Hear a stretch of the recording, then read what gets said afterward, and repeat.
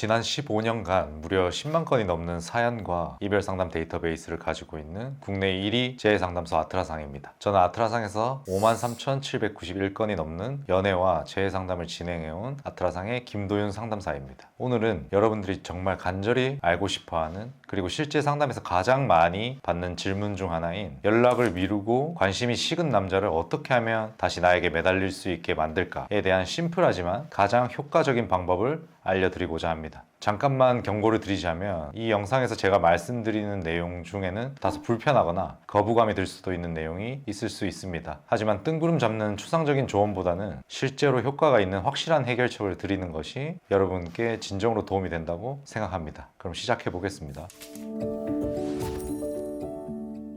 우선 남자가 연락을 안 하는 진짜 이유는 뭘까요? 시작하기에 앞서 가장 중요한 것은 상대방이 정확히 어떤 유형의 사람인지를 파악하는 겁니다. 연락을 안 하는 남자는 크게 두 가지 유형으로 나눌 수 있습니다. 첫 번째, 정말로 일이 바빠서 연락을 못하는 경우. 두 번째는 마음이 식어서 연락을 일부러 미루거나 여러분을 우선순위에서 제외한 경우입니다. 예를 들어 정말 일 때문에 바쁜 사람에게 갑자기 나한테 관심이 없어? 라는 천청병력 같은 문자를 보내면 남자 입장에서는 억울하고 부담스러울 수밖에 없습니다. 저희의 실제 수만 건의 재회 상담 사례 중 변호사, 의사, 기업가 같은 직업을 가진 남성들은 하루에 최소 12시간 이상 일하고 주말에도 근무하는 경우가 많아서 연락 문제로 트러블이 자주 발생하곤 합니다. 이런 상황에서 여자 쪽에서 왜 연락 안 해? 나를 사랑하긴 하는 거야? 라고 압박수를 두면 남자는 속으로 이런 생각을 하게 됩니다. 그래도 열심히 살아보려고 아등바등 일하고 있는데 이 여자는 내 생존과 성공에 위협이 되는 존재가 아닐까? 이런 생각들을 무의식적으로 하게 됩니다. 여자가 압박을 하면 처음에는 단순히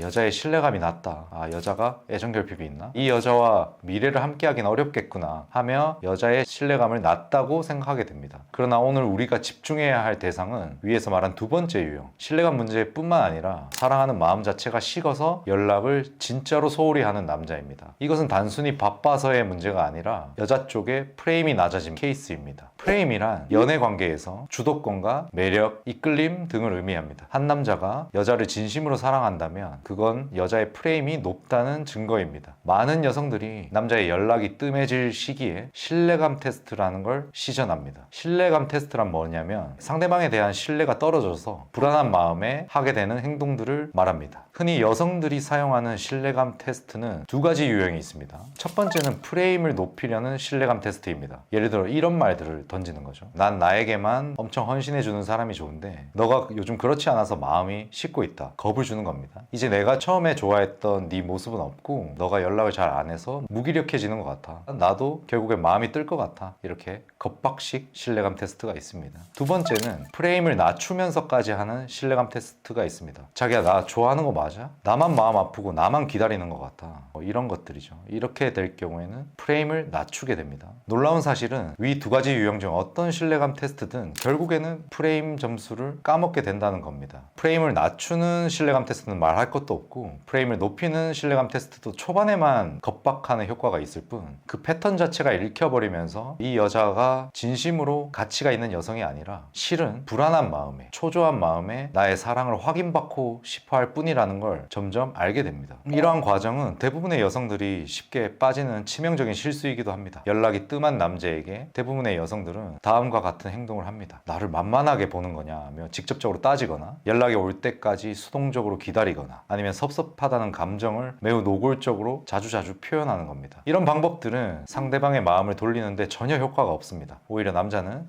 역시 이 사람은 나를 많이 좋아하는구나 라고 안심하면서 감정은 더욱더 무심해질 뿐입니다. 여기서 제가 15년 동안 6만 건 가까운 상담 경험을 통해서 발견한 가장 최악의 조합을 소개해 드리겠습니다. 실제 케이스이기도 합니다. 자존감이 낮은 편인 여성이 있었습니다. 이 여성은 남자가 자신을 사랑하는지 아닌지 끊임없이 의심을 합니다. 과거에 만났던 남자친구들이 보여줬던 헌신과 잘해주는 것만큼 현재 남자친구가 해주지 않으면 이 여자는 불만에 가득 차게 됩니다. 지금 남자친구는 자신의 기준에서 선물도 주고 연락도 많이 하지만 여성은 이때마다 보상, 사랑한다고 말해주거나 그 행위에 대해서 칭찬을 해주지 않고 화를 내거나 전 남자친구와 비교를 합니다. 결국 남자는 이런 학습을 하게 되죠. 남자가 여자에게 사랑받기 위해서 한 행동이 오히려 여자로부터 처음 처벌을 받게 되는 행동으로 비춰진 겁니다. 시간이 지나면서 남자는 지치고 무기력해집니다. 결국 연락이 줄어들고 이별에 대한 뉘앙스를 보이기 시작합니다. 여자는 당황해서 매달리기 시작하고 이때 남자는 또 다른 학습을 하게 됩니다. 오히려 내가 무관심과 적당한 무시를 해야 사랑을 받는 거구나. 이렇게 완전히 잘못된 조건 형성이 이루어지는 겁니다. 조금 뜬금없지만 이어서 행동심리학 실험 하나를 통해서 이 문제 해결책을 찾아보겠습니다. 원숭이에게 빨간 버튼과 파란 버튼을 주고 빨간 버튼을 누르면 전기 충격, 파란 버튼을 누르면 바나나를 얻는 상황을 상상해보세요. 시간이 지나면 원숭이는 당연히 파란 버튼만 누르게 될 겁니다. 연애에서도 실제 이 원리가 그대로 적용됩니다. 남자친구의 연락이 뜸하고 마음이 식은 상황인 것 같다면 지금부터 전하는 비밀 전략을 꼭 기억해 주세요. 매우 쉽습니다. 여러분 자신의 매력적인 사진을 미리 준비해 주셔야 합니다. 특히 전신 사진이나 자연스럽게 다른 사람이 찍어준 듯한 사진이 매우 효과적이었습니다. 시각적인 장점이 최대한 돋보이는 사진을 최소 20장 이상 준비해 두세요. 남자가 무심한 태도를 보일 때마다 준비한 매력적인 사진을 하나씩 SNS에 올려버리는 겁니다. 그리고 그 사진을 본 남자는 자신의 무심했던 행동을 후회하며 스트레스를 조금씩 느끼게 될 거예요. 이것이 바로 위에서 말한 원숭이한테 전달한 빨간 버튼을 누르는 것과 같습니다. 남자가 다시 관심을 보이며 잘하려고 노력을 하면 확실한 애정 표현과 따뜻한 반응으로 보상을 해야 합니다. 이것이 위에서 말한 파란 버튼에 대한 보상입니다. 이 전략의 핵심은 보상과 처벌의 타이밍과 일관성입니다. 우리가 오은영 박사님의 금쪽 같은 내 새끼 이런 프로그램 보면 아이를 훈육할 때도 적용하는 원리와 동일합니다.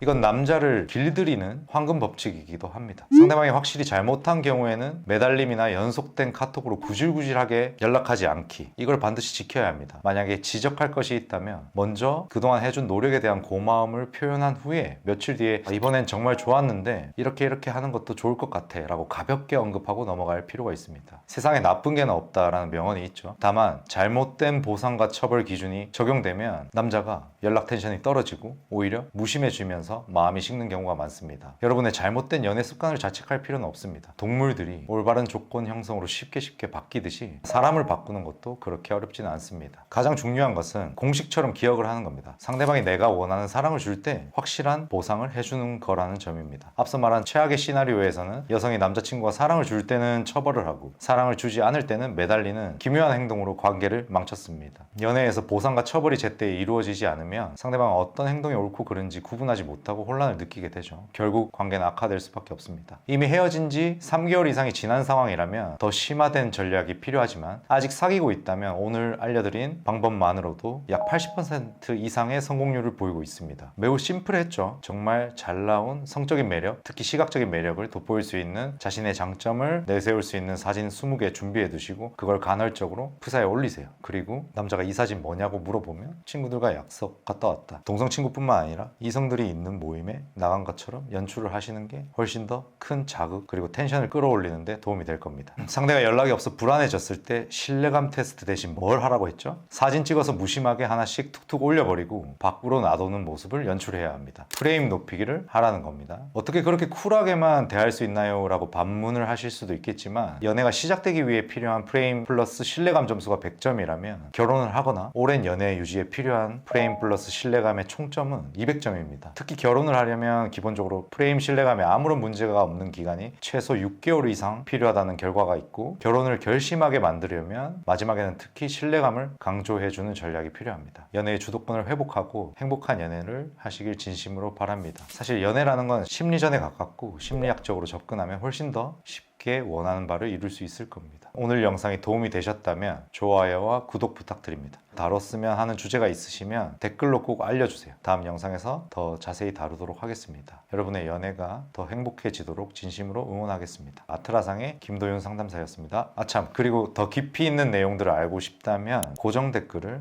꼭 확인해 주시길 바랍니다. 감사합니다.